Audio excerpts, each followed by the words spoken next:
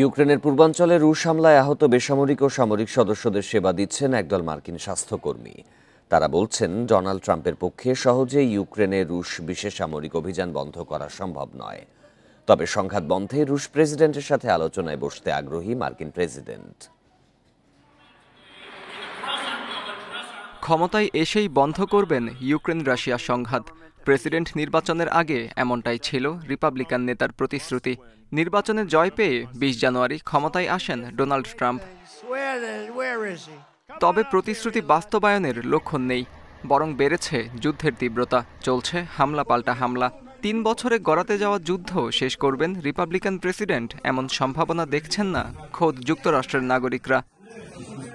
স্বেচ্ছায় ইউক্রেনে কাজ করছেন একদল মার্কিন স্বাস্থ্যকর্মী, সেবা দিচ্ছেন রুশ হামলায় আহত বেসামরিক ও সামরিক সদস্যদের।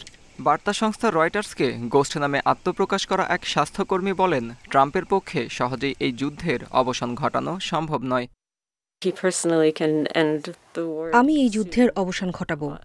আমার মনে হয় এ ধরনের কথা বলে সংঘাত বন্ধ করা সম্ভব নয়। তিনি যতটা প্রকাশ করেন, ইউক্রেন রাশিয়ার সংঘাত বর্তমানে এর চেয়েও জটিল অবস্থায় রয়েছে। আরেক মার্কিন নাগরিক জেরেমি পেশায় অগ্নি নির্বাপক কর্মী হলেও ইউক্রেনের পূর্বাঞ্চলে কর্মরত স্বাস্থ্যকর্মী হিসেবেই দলমত নির্বিশেষে সব আমেরিকানদের এগিয়ে আসার আহ্বান তার। আপনার রাজনৈতিক মতাদর্শ যাই হোক না কেন, মানবিক কারণে এগিয়ে আসুন।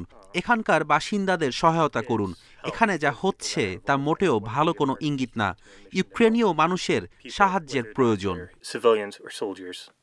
সংঘাত বন্ধে ভ্লাদিমির পুতিনের সঙ্গে আলোচনায় বসতে চান ডোনাল্ড ট্রাম্প। এ নিয়ে ক্রেমলিন মুখপাত্র জানান, সংলাপে আগ্রহী রুশ প্রেসিডেন্টও। এদিকে ট্রাম্প প্রশাসনের সাথে কাজে আগ্রহী ইউক্রেনীয় প্রেসিডেন্ট, বজায় রাখতে চান পারস্পরিক স্বার্থ। আত্মজুর রহমান, ইন্ডিপেন্ডেন্ট নিউজ।